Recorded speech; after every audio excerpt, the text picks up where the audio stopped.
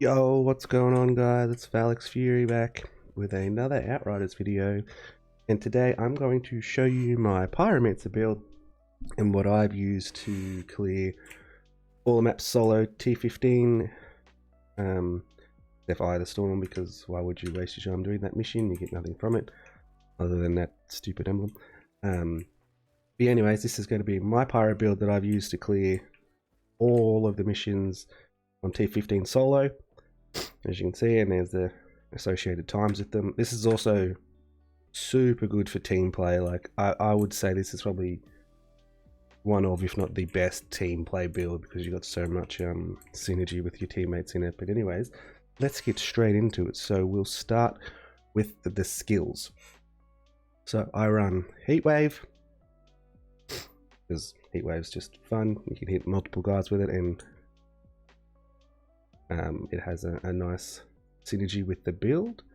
I have Overheat, because obviously you can hit multiple guys with Heatwave to stack the burning on them to make Overheat do more damage. Overheat is the majority of your damage in this build. Like, Overheat will be doing the most damage for you in this build every run, without a doubt, because you can just cast it so often.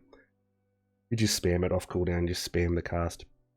And I use Eruption. I was using Thermal Bomb, but I don't have the mods to make Thermal Bomb as good as I would like, so I've been using Eruption because it just is more damage, and just save it for like captains and stuff and cast it on them and then hit them with Overheat. So they're my skills, and we'll get into the class tree now. I'll keep this out of the way so you can see this. This is what my class tree looks like. Feel free to pause the video and copy this exactly as it is, but I will go through what we've got here. So we've got Anomaly Power by 6%. Cooldown of Explosive Skills just lets you cast Overheat and Eruption more often. More Anomaly Power. Damage against mark people, so when you hit them with Overheat, if you enter a room and then Overheat, and then anybody you hit after that will take 8% more damage, which is handy. More Anomaly Power. Burn on enemies, deals 20% more damage. You could swap this for the extra Anomaly Power, but I like this because it adds more survivability to your build, because you heal. You don't have to kill things as the Pyro. You can heal by having skill leech, and your burns, whatever they tick for, will heal you for the burning tick. So it's like an amazing way to stay alive, which is the main reason I've got that as well. You could easily swap that for the Anomaly Power if you want more damage. More Anomaly Power by 6% there. We've got Explosive Skills increase Anomaly Power by 12% for 10 seconds. This just has permanent uptime because Overheat is on less than a 12-second cooldown. Skills Life Leech. More Anomaly Power. And I love taking this. This is underrated. Like Phoenix Nestling, if you're playing solo and your survivability is a bit meh, but your damage is fine, this will just, like, you could just tank those bullcrap mechanics you run into that just one-shot you. This just lets you absorb that and then carry about your day, because you just get back up. You don't have to be revived. Essentially, and if you're playing co-op, it essentially gives you 2 revives. You get this, and then you get your normal self revive, and then your teammates can revive you, and this happens every 3 minutes, so it's super good. Resistance Peers, mandatory. You just basically are doing more damage because 15% more damage there. Increased damage to elites. More cooldown. You could go the more damage, but I like to just spam my Eruption and Overheat. And then Eruption and Overheat giving you an extra 30% base damage, which is super nice as well. And then up here we've got 20% extra damage to enemies below 30% health. This is just, if you hit someone with a heat wave like that you're not aiming at because it's so wide and they get low, the burn can normally just tick them down to dead, especially if it's like the normal like low tier mobs. And we've got weapon damage by 5% and Anomaly Power. Increase all cooldowns, so this is just necessary. More health. And then Ignite Skills cooldowns just lets you cast Heatwave more often, so you basically just spam your abilities. The reason I don't go this is because that gives weapon damage, and this also gives weapon damage, which we're not using at all. But that's the skills in the class tree. So now we'll get into the gear. So the weapons I use for this are the Funeral Pyre with Shadow Comet and Fortress. This comes with Shadow Comet, so you don't need to put Fortress on here. The reason I put Fortress on here is because if you have over 50k armor, which you should if you've got all level 50 gear, you just get 43% extra damage. This works for everything. So this will make Shadow Comet do 43% more damage. Makes your melee, makes your skills, makes your guns, everything is just a flat 43% damage increase. Like, this is If you're not playing a firepower build, Fortress is the must-have anomaly power perk in the game. It is so busted. It probably needs to be nerfed, but it is super strong right now, and while it's super busted, we're going to use it. And then my second weapon, which is just my swap weapon, is the Anemoi. Comes with Moaning Winds. Reloading this weapon creates AoE explosion in Fortress, which will buff the damage of that explosion. So the thing you do with this Anemoi is, if you guys aren't familiar, this is my swap weapon. So every time I load into a expedition, I just empty this at the first spawn, and then it'll cast the thing. And then I just swap back to my funeral pyre, and then just shoot people to proc my comet. And then whenever I think it's been 8 seconds for Moaning Wind to come up, or as the guys around me, I just switch to it, and it'll just auto cast a thing, and then you switch off. And you just pretty much have Moaning Winds at the touch of a button whenever you want it. So that's why I use that. I basically run around shooting stuff, procking the comet with this, and whenever I get surrounded or need to do a bit of extra burst damage to a boss or a crawler or something, I pop the Shadow Comet and then run in and pop the Moaning Winds and then go back about using my combo normally.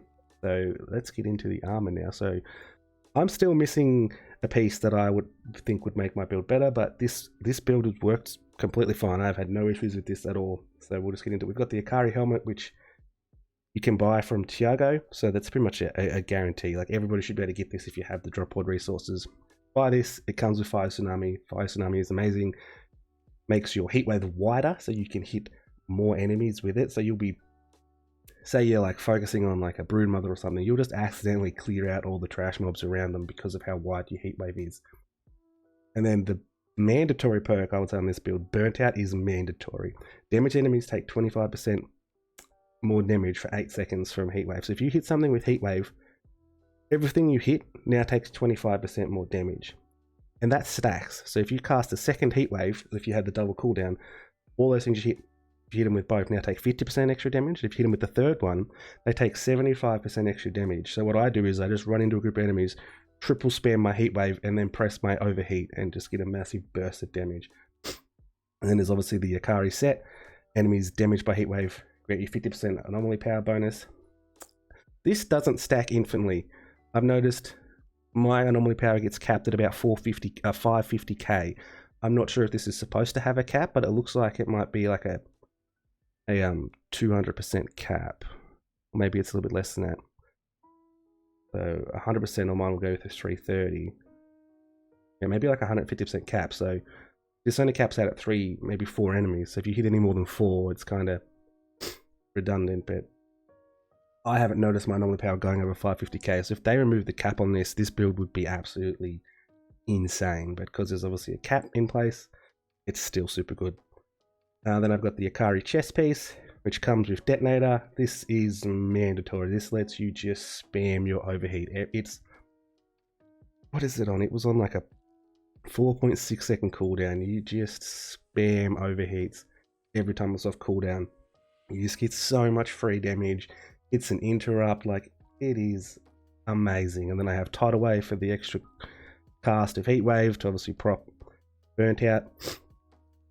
And these are pretty good rolls. Like, I want to swap the helmet for the boots because the boots have cooldown reduction, but the ideal perk roll you'd want, or the stat roll, is anomaly power, cooldown reduction, and then either skills life leech or status power. Skills life leech if you want more survivability, status power if you want your burns to do more damage.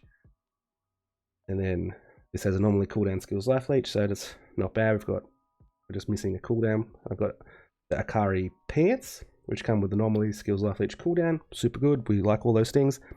Normally Echo, super good.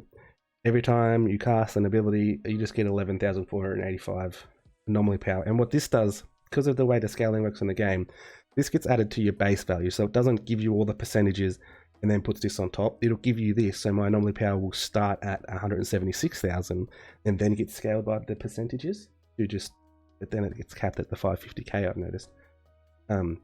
Super good, just more damage. Unreal, just a great perk. And then Pants on Fire. This is what makes your overheat just do all of the damage. Anytime you cast overheat, if you just run into a room and haven't hit anybody, it'll do 48,000 damage. Because they won't have a status consume because they're not on fire. So you just walk into a room and cast it, and you'll do 48,000 damage to everything in that room. So if there's 10 enemies in there and you cast overheat, that's 500,000 damage but you don't even have to aim or anything. You just walk in, press it, 500,000 free damage. And if you hit people with, like, you're just killing stuff you're not even looking at. Overheat is just super good. Then we've got the gloves. So I've got Ritual's Touch, Anomaly Power, Skills, Life Leech, and Cooldown.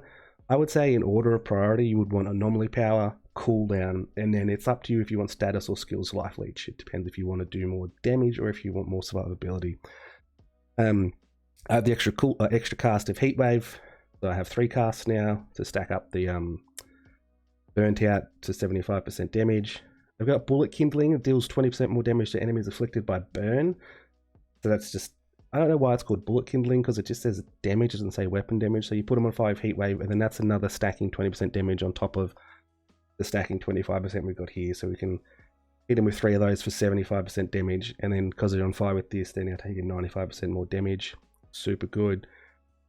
Not mandatory, but is super handy. You could probably get away with a different perk, maybe something for a double cast of Eruption if you had that, or the Thermal Bomb, making them take 40% more damage would be what I want, but I don't have it yet. And then I've got the Mycologist boots, but normally cooldown status power. So these came with Hellfire, and the second perk was god awful, so I just put Golem on there because, as everybody knows, Golem is busted. If it procs once, it stays on forever. I would prefer something other than Hellfire, but I got the stats rolls I wanted, so these are fine. I haven't had an issue. Hellfire is if it damages more than 3 enemies, all subsequent enemies receive an additional 41k damage. So if I throw this and it hits 3 enemies, after that first 3 enemies, the next enemies it hits just receive more damage. It's not the best, but it'll suffice. I would much rather have the Akari boots here, and then I would put this helmet on, as Untamed Power is just unbelievable, and these come with cooldown reduction, and that would just make my build so much better. But yeah, that's the only thing I'm missing. But even then, this build absolutely slaps. I've sidearm. I've just got the Torment and Agonies because they look the coolest. But yeah, that's my pyro build. This has cleared every T15 map solo. I've been carrying people in T15s as well, and it's had absolutely no issue. And the worst thing is there's still upgrades to this I can make. So this isn't at 100% efficiency. This is probably like 80%, but it's super good, and I would recommend trying this out for anybody who plays Pyromancer. If you don't play the Pyromancer, bro, they are the best class. They just work so well in team play. So much easy free damage.